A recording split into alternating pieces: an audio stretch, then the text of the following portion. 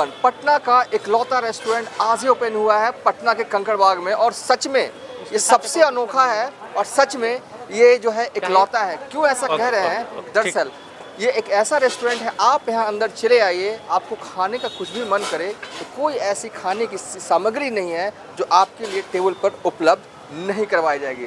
जैसे ही हम यहाँ आते हैं तो सबसे पहले इस रेस्टोरेंट के बाहर में का जो है वो चाट, फुचका और स्ट्रीट फूड वाला जो माहौल जो है दिखता है, लेकिन ये स्ट्रीट फूड नहीं है। मतलब कि खाने में भले हो लेकिन बिल्कुल पैकेजिंग इस तरीके से किया हुआ है। ये गोलगप्पा पानी पूरी है सर। हाँ, और चाट भी आप लोगों ने बना रखा है। हमारा पालक पत्ता चाट। नरोत्तम आ जाओ भाई। ये है पालक पत्ता चाट हमारा। हाँ है ना, ये स्पेशल है। हाँ, आपने बाकी दिल्ली में भी पालक पत्ता चाट खाया होगा, लेकिन यहाँ का जो है पटना का पालक पत्ता चाट खा के देखिए आप। अच्छा, हम थोड़ा टेस्ट करेंगे। हाँ प्लीज प्लीज प्लीज। और देखिए ये कैसे क्या क्या है रेस्टोरेंट की खासियत आप बता दी थोड़ा सा। मतलब सब कुछ मिल रहा है यहाँ पे ना। यहाँ पे मान्यवर हमारा जो है सबसे पहले आप एंटर करिएगा तो हमारा स्ट्रीट फूड चटपटा क्लब के नाम से जो है स्ट्रीट फूड अब बाहर मिलेगा आपको। यहाँ पे पालक पूरी, दही पूरी, पापड़ी चाट, आलू टोकरी, लच्छा टोकरी, और इसके बाद जो है हमारा जो स्पेशल है आपका जो है यहाँ का जो हम लोग बनाते हैं वो राज कचौड़ी। आपने दिल्ली में खाई होगी, लेकिन पटना की राज कचौड़ी बहुत फेमस है यहाँ।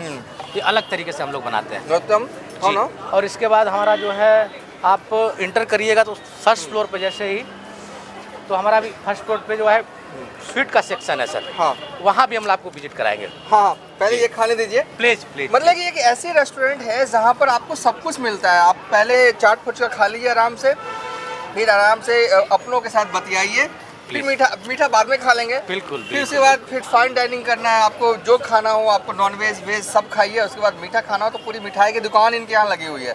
मतलब कि ऐसा, मतलब कि एक छत पे या कहें एक जगह पर इतनी चीजों का समावेश। बिल्कुल, सारे व्यंजनों को एक साथ मिला करके हम लोगों ने एक ये पूरा अच्छा एक प्रयास किया है छोटा सा हम लोगों ने।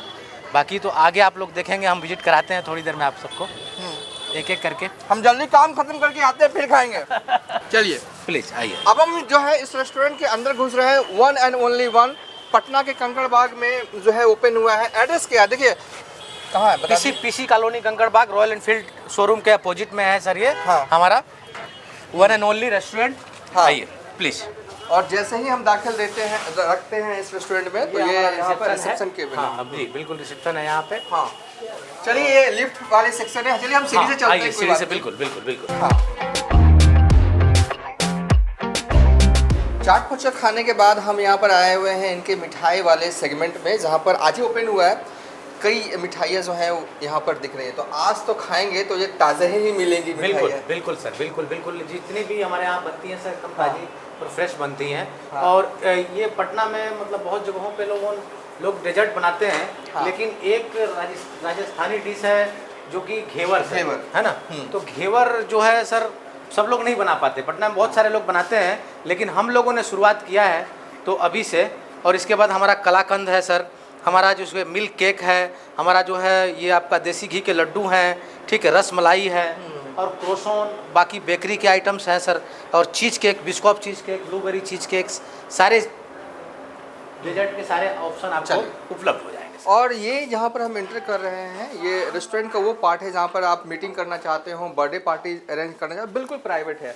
यहाँ पे मुझे लगता है कि 25 से 30 लोग आराम से जो है यहाँ पे आ सकते हैं, बैठ सकते हैं और टाइम स्पेंड जो है वो कर सकते हैं। तो रेस्टोरेंट वालों ने मतलब कि हर चीज़ का जो है वो एक यहाँ पर सॉल्यूशन जो है वो रखा है। तो इसलिए हम कह रहे हैं कि ये पटना का अद्भुत और इकलौता है। पटना का सबसे नायाब और अद्भुत रेस्टोरेंट जो है अब खुल गया है। आप खाने का आपका कुछ भी मन करे, आप बस नाम लीजिए, हाजिर हो जाएगा। ऐसे जो है वो रेस्टोरेंट, अद्भुत रेस्टोरेंट जो है वो खोला है।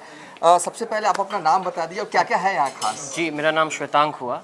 और यहाँ पे हम अगर स्टार्ट करें तो सर फर्स्ट फ्लोर से हमारे पास street food, sweets, second floor पे आपका जो भी फाइन डाइन रेस्टोरेंट, एक private dining hall for kitty party, देखा देखी, छोटा सा पार्टी या फिर जो भी कॉन्फ्रेंस, मंथली मीटिंग्स करने हो जिन लोगों को।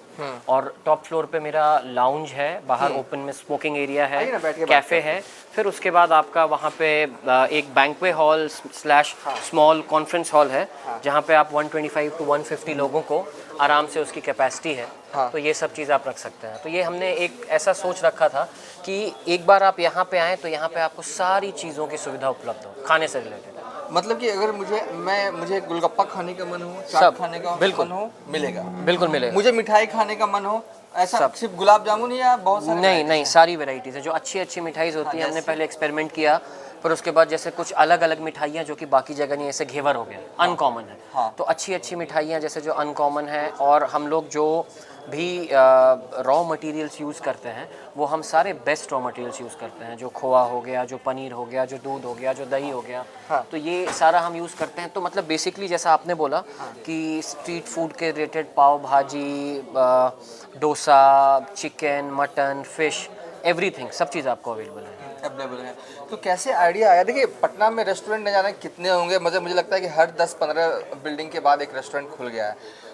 रेस्टोरेंट कल्चर जो है एक तरह से पटना में पूरे एकदम आप कह सकते हैं समाप पे है, बिल्कुल पिक पे है। मुझे लगता है कि और खासकर बर्थडे पार्टी जो है वो 5-6 लोगों का अगर परिवार है तो बर्थडे अब बाहर ही मनाते बाहर ही मनाते हैं, वो इजी बिल्कुल। रहता है। ये ट्रेंड अभी चल रहा है, और इस पे भी हमने खासा ध्यान दिया। इसीलिए मैंने जो ध्यान दिया था कि हमारे जो 5 सेंसेस हैं, हमारे आँख को देखे तो अच्छा लगे, स्मेल हम अगर स्मेल करें तो अच्छा लगे, स्पीकर्स जो है कान को हमने करें तो अच्छा लगे, जो महसूस हो, जो फील हो, तो हमने सब चीज़ एकदम टॉप नॉच, टेस्ट आपने जो करे वो बेस्ट लगे। तो हमने एम्बियंस भी आप देखिएगा तो ये वन ऑफ द बेस्ट एम्बियंसेस इन पटना है, और बाकी सारे कैफ़े वाले भी बहुत मेहनत कर रहे हैं, बहुत अच्छा कर रहे हैं। हाँ, तो नहीं, ये नहीं, बहुत अच्छी कर रहे हैं, लेकिन एक चीज़ जो है मुझे दिखता है कि अब एक परिवार है, संडे को वीकेंड पे घूमने जा रहा है, तो ऐसा है कि उसको फाइन डाइनिंग तो चाहिए, वो रात का खाना तो खाएगा, लेकिन उसे गोलगप्पे भी खाने हैं, उसे थोड़ा मीठा भी खाना है। इसमें क्या होता है ना कि आपको एक ही जगह पर, आप यहाँ पर आ जाइए, लोकेशन तो हम आपको बता ही रहे हैं, आप यहाँ पे आ जाइए, आपकी जो भी इच्छा हो खाने की, सारी इच्छाओं की पूर्ति जो है यहाँ पर हो रही है। और ये मुझे इसलिए मैं कह रहा हूँ अद्भुत है, अद्भुत इसी मायने में है।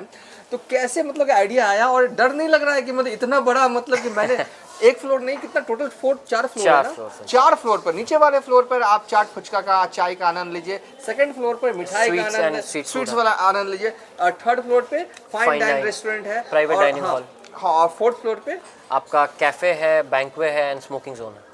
मतलब कि अगर छोटी मोटी शादियां भी यहाँ पे हो जाएंगी? बिल्कुल बिल्कुल, इंगेजमेंट, शादी, रिसेप्शन, सारी चीज़ें केटर कर सकते हैं, डिपेंड करेगा नंबर ऑफ़ गेस्ट पे, तो वो तो बिल्कुल हो जाएगा। हो जाएगा। तो रेट कितना है? रेट सर, हमने जो एम्बियंस है और जो खाना प्रोवाइड किया है उसके हिसाब से काफ़ी नॉमिनल है। हाँ। तो रेट बहुत ज़्यादा बिल्कुल नहीं है। आप अगर कंपेयर करेंगे बाकी जगहों से तो जो सुविधा हम प्रोवाइड कर रहे हैं उसके हिसाब से काफ़ी सस्ता है। काफ़ी सस्ता है, बिल्कुल। डर नहीं लगा था क्योंकि आप जहाँ पे यहाँ पे आए हैं, देखिए हमारे सामने में बुलेट का शोरूम है, कंकड़बाग में मौजूद है। इसी रोड पे मुझे लगता है कम से कम 20-25 रेस्टोरेंट होंगे। बिल्कुल बिल्कुल। कंकड़बाग एक तरह से आप कह सकते हैं कि बोरिंग रोड के बाद सबसे बड़ा हब, सबसे बड़ा हब, सही बात को लेकर जो है वो बनता जा रहा है। आपको डर नहीं लगा? कहते हैं ना कि एकदम शेर के नाद में घुस गए, एकदम उस तरीके से घुस गए, एकदम 4 फ्लोर एक साथ? बिल्कुल, जैसा आपने जो पॉइंट बताया कि बोरिंग रोड के बाद, या फिर अब तो बोरिंग रोड के साथ कदम में कदम मिला के हमारा कंकड़बाग भी चल रहा है, तो ये भी एक इंस्पिरेशन की बात थी कि नहीं, यहाँ पे भी हम लोग ये चीज़ खोलें, और इसको अगर अच्छे से मेहनत करके हमने 1 साल 1.5 साल पूरे ईमानदारी के साथ अच्छे से चला दिया तो एक ब्रांड बनाने में इसको मुझे नहीं लगता कि बहुत ज़्यादा समस्या होगी। अगर आप एक रेस्टोरेंट में बेसिकली आदमी क्यों जाता है, आप अगर पैसा पे कर रहे हैं तो आप चाहते हैं कि वो पूरा पैसा वसूल हो। तो एम्बियंस हो गया, खाना हो गया, सर्विस हो गई, सारी चीज़ें अगर बहुत महत्वपूर्ण होंगी तो चलना है।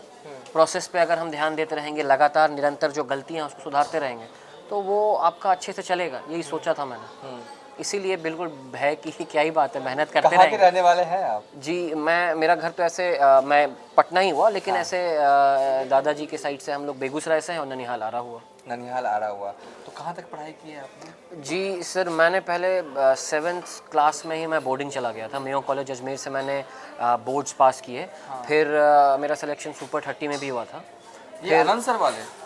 अभियानंद सर वाले। अभियानंद वाले, हाँ, अब चल ठीक है। हाँ, उनमें हुआ था। और फिर उसके बाद मैंने बीटेक किया VIT वेलोर से, हाँ, सिविल इंजीनियरिंग, और फिर मैं स्वीडन चला गया, स्टॉकहोम। हाँ, तो स्टॉकहोम स्कूल ऑफ इकोनॉमिक्स से मैंने मास्टर्स किया बिजनेस एंड मैनेजमेंट में। हाँ। फिर मैं यहाँ पे आया। बाप रे बाप, विदेश से पढ़ाई करके रेस्टोरेंट खोल रहे हैं। विदेश में जॉब भी किया था आपने? मैंने इंटर्नशिप्स की थी। स्वीडन में ऐसा होता है कि अगर आप स्वीडन, इंटर्नशिप करते हैं, नहीं, स्वीडन अपना एक देश है, और वहाँ स्टॉकहोम है, वो उनकी राजधानी है। तो मैं वहीं पे था। तो वहाँ पे ऐसा होता है कि आप इंटर्नशिप्स होती हैं, अगर आपने इंटर्नशिप अच्छे से कर लिया तो वहीं पे आपका जॉब एक तरह से सुनिश्चित हो जाता है। तो वो मेरा जॉब एक तरह से सुनिश्चित ही था, क्योंकि जहाँ मैंने इंटर्नशिप की थी वहाँ के CEOs और बाकी जो लोग हैं वो काफ़ी खुश थे। तो वो मेरे को अल्टीमेटली जॉब ऑफर कर ही घर पे देते। ही रहना था पटना में। बस जैसे मैंने आपको बताया 7th क्लास से मैं बाहर ही था, तो अब मुझे लगा कि यहाँ आते हैं और अगर कोई इन्वेस्टमेंट कर रहे हैं, कुछ कर रहे हैं, जॉब डेवलपमेंट कर रहे हैं, तो बिहार और बिहार के लोगों के लिए करें।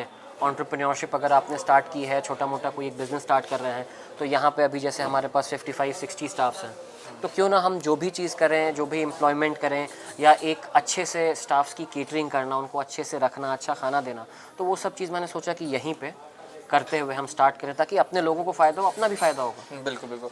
देखिए पटना में ये सबसे मतलब यूनिक है अपने आप में, और देखते हैं आगे आने वाले वक्त में कैसा रिस्पांस रहता है लोगों का। लेकिन आज पहला दिन है, कुछ गेस्ट आपके भी हैं, लेकिन जिस तरीके से खचाखच भीड़ है, ये बता रहा है कि कॉमन मैन भी जो है यहाँ पर बिल्कुल, क्योंकि आ रहा है, आपने अच्छी से पब्लिसिटी लगता है की है।